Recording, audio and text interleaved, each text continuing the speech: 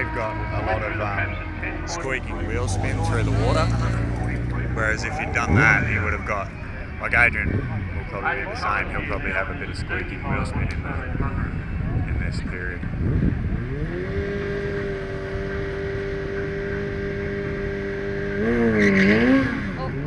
So he did the same thing. The track's just really slippery.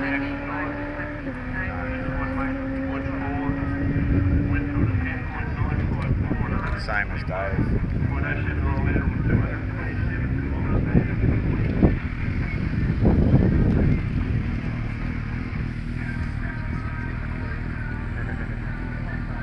I reckon he will.